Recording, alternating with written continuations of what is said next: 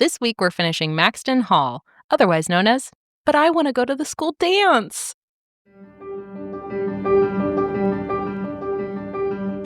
Hi readers, I'm Jordan. And I'm Katie. And welcome to Not Another Heroine, the book pod where we celebrate the heroines we love and roast the ones we don't. We'll be your TBR FGMs. Fairy godmothers. And find you the best 5-star reads, the spiciest romance, and save you from the overhyped DNFs. So grab your favorite drink and get cozy. Welcome to Season 3.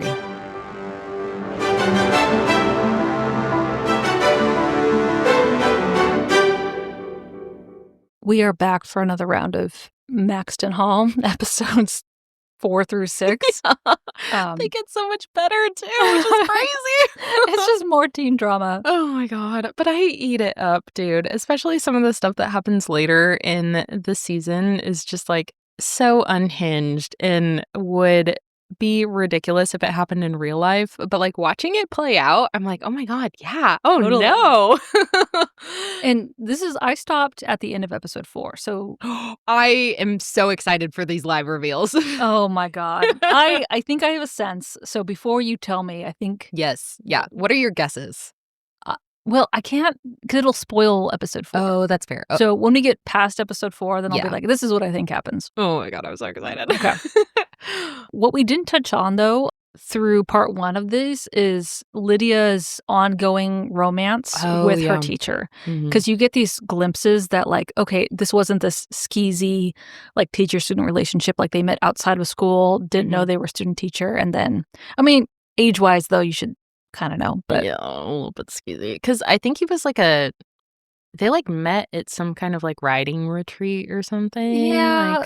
And it's good. And like you can tell that they're like in love with each other. So it's that's a subplot going on. Yeah. They both do some really like longing gazes really well throughout the first 3 episodes, because they'll like look at each other across like the school campus or whatever. And it's like, oh, you can feel it. They're sad. So episode 4 kind of opens with the start of the Victorian gala party. Like it's her birthday, right? So she's celebrating her birthday at home. She gets some books from her parents, of course. But then James has a present delivered to her house, and it's this beautiful leather satchel. And I'm like, I would be all over it. Her initials are like imprinted on it. The part that I love most about this is because in the first episode, her backpack breaks as she goes to like walk off with him so that he can like convince her for the first time. And he like watches it, and it's a little bit judging, but you can tell in his eyes he's like, oh, like why doesn't people actually don't have beautiful luxury bags all the time? Yep. And then he gets her backpack. Oh, cute. Adorable. And then she opens the satchel at the table with her parents, and there is a portrait of her that he drew. Yeah. Yum. Fed, nourished. But at the same time, I felt so conflicted watching this because I did not like Ruby Bell. Yeah. And I don't know if it was just the actress that there's something about her I didn't quite jive with. But I couldn't. I don't know. I wanted to like it more. I feel like it's just that too. I think we have this issue with some like romantasy main characters too, that they're just like too self-righteous, like too many good traits put into one person that it becomes bad. It's like, let's have some kind of like fatal flaw, sort of. Be interesting. Like Ruby isn't interesting. No, just every quintessential teen romance main character ever written. Lydia's story is more intriguing because she's like the brains behind the family business operation, but she's been shoved to the side. And so you can see her like pulling the strings to be like, I deserve to be like James, but James because he's the golden boy. But then she also has these like, moments that she's obviously like fucking up. She's a complex character. And Ruby is not. No. Yeah. So they're at the birthday party. Things are going really well. And then there's like a moment where the lights get turned off and she's like, oh no, like James is pulling a fast one on me again. Strippers are going to pop out. Well, because James wasn't supposed to be at the party. Oh, yeah. I forgot it. Okay. Yeah. Okay. So the gala happens. Everything's going smoothly. She looks great. She's wearing Queen Victoria's fucking dress. Sure. And James and Lydia are on their way to London to do like a family business conference where like he's announcing the latest luxury line of clothing or something. And halfway there, he and Lydia are like, I don't think this is what we want to do. And Lydia's like, I have your speech memorized. Let me do this. And Percy's like, want to turn around? Yes. So James has, like, resigned himself to not going to the gala, but he's like, "Nah, fuck it. That's my girl." He goes back to school. Yes. How many men would turn around? I want to go to the school dance. Like, honestly. like, come on, this is a woman writing a male character. Yep, yeah, honestly, yep. But he's like, "No, I can't miss the school dance to save my life. I would rather sacrifice my family's, like, 200-year-old business." Yep, literally. But I also love that this is a moment for Lydia to, like, she's like, "I can do it." But of course, her dad shows up right before she's going to go in. And she's like, "I can do it. I was the brains behind this whole thing. Like, let me just announce it." And he's like, "Absolutely not. Never in a million years." And then he gets in a car and you're like, oh no, where is he going? And then we switch back to Ruby and, like, she meets James and James is like, "I wouldn't miss it for the world." We're just going to ignore the, hour that I was about to miss it. And they're having a grand old time. Then we kind of get the power cuts out. Old castle figures. So they're like, "Let's go investigate the darkened dungeon of this castle." This is the best kiss scene. Yes. Oh, so they fix the breaker. Everything's good. And then they have their... It is so good. It's like you can feel that they've been suppressing, like, their desire for each other for, at this point, 3.5 hours of screen time. I will say there is some, like, good tension between the two, the actor and the actress, and I heard some drama. So apparently both of them... So I don't know if any of this is validated. This is, like, pop culture moment. Apparently both of them were in relationships. And then June 2024, I think, when they were filming season 2, they both broke up. And then all of a sudden, there was some pictures released of them hanging out together looking very cozy. Interesting. So I don't know if they're together now, but the tension in this season 1 is palpable. Oof. Yeah. Unfortunately, though, the romantic kiss is interrupted. By Dad. Yeah, he's like, "What the fuck are you doing?" Yeah. So James tells her, "You need to leave." So she, like, skedaddles. She does, though. She's like... And James has this confrontation with his dad. Like, they get in the car and they leave. The gala continues. Everything's fine. And then Ruby, meets the headmaster, who's like, "Ruby, not a bad job. Here's your letter. I've already sent it to Oxford." And she's like, "Victory! We did it!" The friend zone boy's like, "Yeah, we did it together. Woo!" And then unfortunately, meanwhile, James is getting screamed at by his father back at the family estate. Lydia's there. She's in tears. And the dad, Mortimer, proceeds to, like, lay out every detail of Ruby's life, like how poor she is, how much her family sucks, like, stuff. Like, he's had her investigated and followed, and James is getting angrier and angrier. Yeah. And he finally tells him, like, "Stop talking about Ruby, like, shut the fuck up." And then Mortimer's like, "What the fuck did you just say to me?" Really? And then he punches James, and James gets knocked over. And then Percy, the chauffeur, runs up so fast and, like, gets in front of Mortimer, and it's like this 2 alpha male standoff. Oh my God. And you're like, Percy. Oh. I have never liked the name Percy, but man, this actor. God damn. I'm fine. We've definitely hit, like, middle age, but you know what? I'm enjoying my time here. But even Mortimer's kind of good looking. Oh, yeah, and the, like, mean bad guy. Yeah, I can change him. The way Lucius Malfoy is good looking. Honestly, we have not talked about how Hermione coded this whole fucking.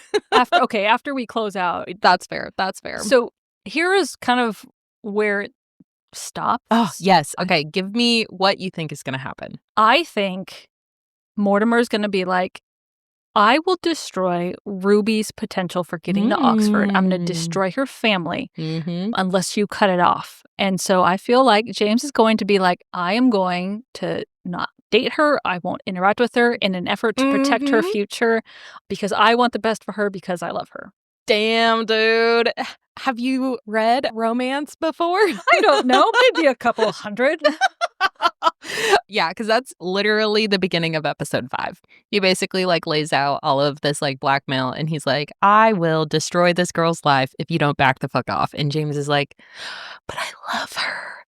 And then they show up at school the next day, and he gives her the cut, like, in the middle of the hallway. Everyone is watching, and she's like, "James, like, did you have fun? Like, are you okay? You left halfway through." And he's like, I don't even know you. And everybody's like, oh, whoa! Well, because the last time she saw him, like, they had just kissed in the dungeon. Like, the mhm. most passionate kiss you've ever seen on screen.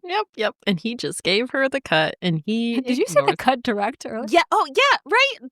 Yeah. Okay. Yeah. I'm just so proud of you. I was like, that feels exactly. Regency romance readers, unite. Woo! But that's legit what happens. Like, that scene explains that, metaphor or whatever. That's literally what happens. This is also concurrently with, so Lydia and the teacher, his name is like Mr. Sutton or something. Mr. Hottie. Oh my God. They have been having like moments where they'll like talk through it and they're like, I love you so much, but like this obviously isn't working. Like we're conflicted, blah, blah, blah, blah, blah. They have all of these like loaded looks between them, except Lydia is like crying, I think. And Mr. Sutton like pulls her over. They find a little secluded spot and they're like, whispering and they're like, we can't really do this. And he's like, run away with me. And Lydia's like, excuse me? And he's like, we don't have to do any of this. Like, I love you more than I care about my job, more than I care about any of this nonsense.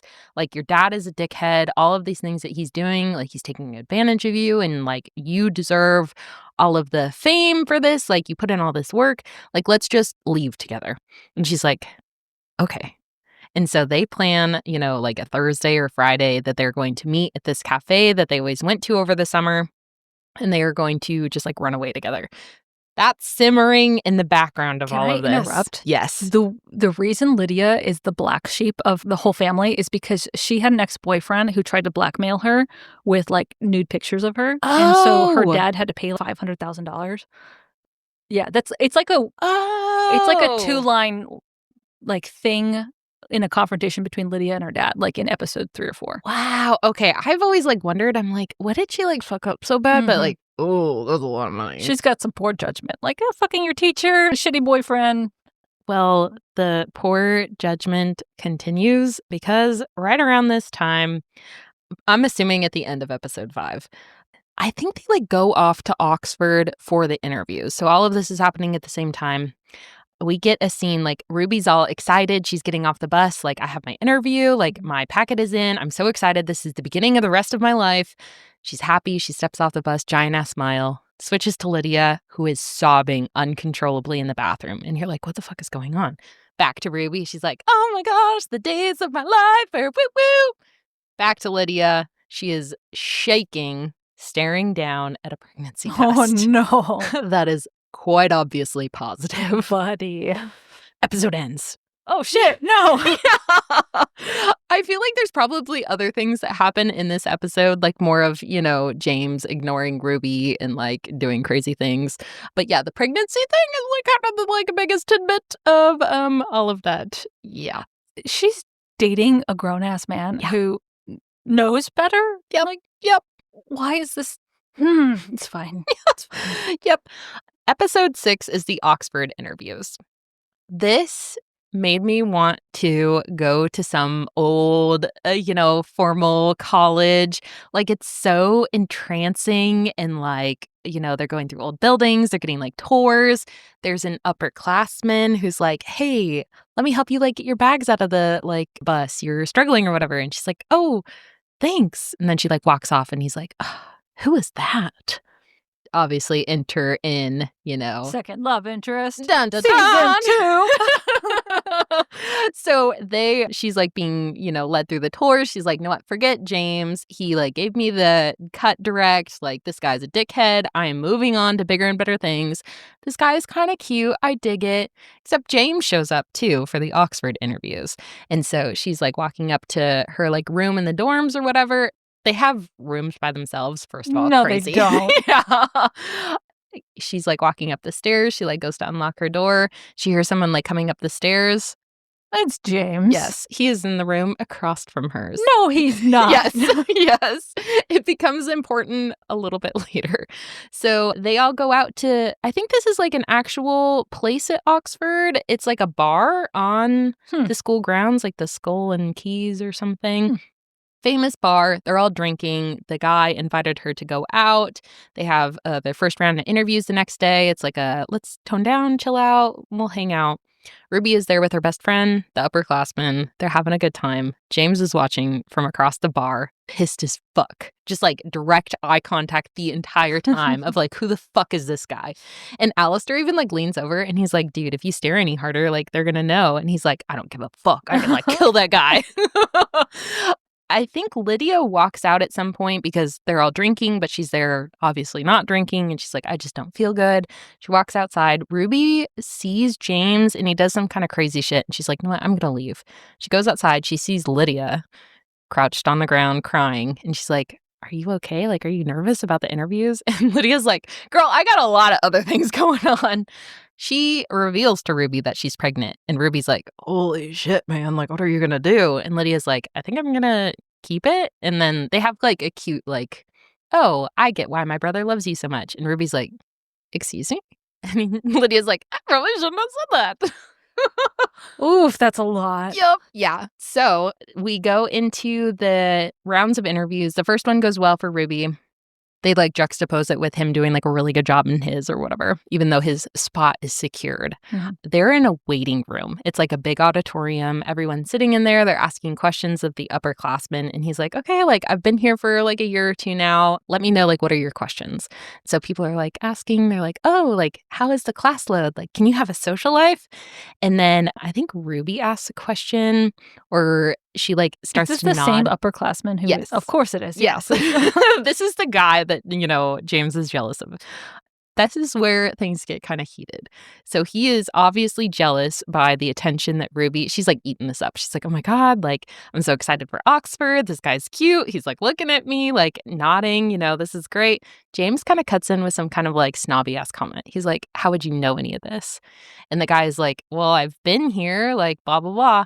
They start to get into it. And then Ruby's like, you're just like jealous. And like, he actually had to work to get here. And you like just like came in and, you know, your spot secured. You don't have to do anything. Like, you don't know shit. Shut up. And they get into it. Full ass fucking fight in front of this auditorium of like 40 people who are waiting for interviews. He like leaves. Ruby leaves. They like are like walking down to the hallway back to the rooms or whatever. And James is like still like screaming at her in the like spiral staircase. And she's like, shut up, James. Like, why do you even fucking care? Cue kiss scene. Oh, another one? I wouldn't know if we were going to get another one. Oh my God. Well, this one progresses very quickly. It's one of those like scoop up. He's like holding her and her like legs are around him. Crazy kiss. Things escalate in Ruby's room. Oh dear. Yeah. And he basically like admits, he's like, fuck my dad. I don't even want to go to Oxford. Like, I just care about you. Literally. Oh my God, this next scene is kind of funny. But she goes to her final run of interviews. Like, everything is good in her life again. Her and James had this like heart to heart after, you know, getting it on. They like stayed up the whole night together. She like aces the interview. We get a montage of him like walking through Oxford, like all happy and like looking at people. Yeah, because he's an 18-year-old boy who just got laid. Yeah, dude. Oh my God. Until... Does dad show up again? So I don't know how the transition happens. I think they like get back on a bus to go home or whatever. Ruby goes back. He's in the limo. I think he like gets back to the house with Lydia. So they both walk in. Percy is there the whole time and he's acting kind of weird. And so they're both like, what is going on? They walk into the house. Mortimer comes out. He's very like somber looking. And he's like, did mom die? Oh, did I call it? Yes. Oh, shit. Your mom had an aneurysm. She's dead. Sorry. It was so predictable. No. That was so good. Oh my God. That's basically the end, is like them. It's a very sad moment, I'm sure. I love everything about that. Here's my reasoning. You need a reason for James to legitimately leave Ruby again. Yep. And that's the only way it would happen. Yes. Yeah. And so he goes basically off into this like coke bender. Oh. Yes. And then I'm pretty sure the like episode ends. And then I think it's season 2, episode 1 is like the fallout from that. Highly recommend. But yeah, so mom is dead, coke bender. Percy knew the whole time and he didn't tell them. And so James is like pissed off at Percy too, because he's like, we had this whole long ass drive home together and you didn't say shit. And he's like, it wasn't my place. And he's like, fuck that. And then they almost get into it and then Cook Bender. But yeah, Maxton Hall. 6 episodes of every single trope from a high school movie you've ever wanted to see together. But like weirdly well done. Yeah. Like the production value was good. Like those uniforms are like, oh my God. They're cute, but they're also heinous. Magenta as a school color is a crime. Like Lydia's wearing a pantsuit. Oh my God. And it is not flattering. No. Like, no. Oh my gosh. It's Hermione. Yes. Yeah. Literally. He's blonde, rich. She's poor, brunette, smart know-it-all. His family hates her. Yeah. Her family's poor and doesn't get it. You could not get more Hermione coded. So if you're fall in on the Hermione, like digging your own grave kind of thing that I have fully been, this will give you what you wished you got in some kind of like Hermione movie form.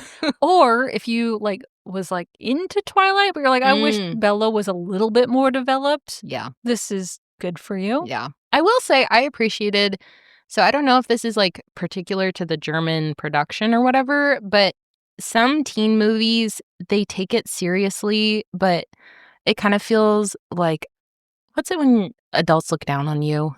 It's like, oh, you silly, like, here's your thing, but like, that's not real media. Patronizing. Mm-hmm. So I feel like a lot of teen movies can come across that way, where like the production team or the directors or the writers, like it's kind of like pretentious of how they're like making fun of teen movies. This, and kind of in the same vein as the first Twilight, where it's like kind of like legitimizing, like teenagers feel this way. Like this is how it feels to be like involved in all of this drama. I feel like they did that really well, where it's like, this is something that teens would eat the fuck up, and that's valid. And like it comes across in the like production, and I love that shit. I just wish over and over again that I was a little bit younger when I was exposed to this show. Oh my God, this would changed my whole personality. Oh my God. Oh my God. It also sets you up for disappointment because you think, oh yeah, every 18-year-old looks like that. Yeah, I could get the James. No. No. James is 35 years old, all right? Oh my God. Like that scene with him in the limo, like he's on his cell phone taking a business call, setting up like the fashion event. Oh my God. No. No that way. Does not happen. No. In the back of his like Rolls Royce. Sure. It was so fun. It was yum. It was. Maxton Hall, available on Amazon Prime. from our shelf to yours. We'll see you on the next page.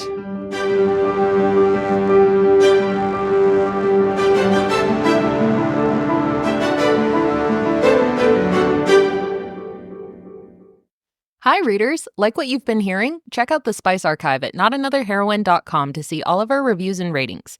And if you'd like to support our growing library, find us on Patreon and get access to exclusive bonus content. If you'd like to just listen, we post new episodes every Monday and Wednesday on Spotify, Apple, and Amazon. Thanks for listening.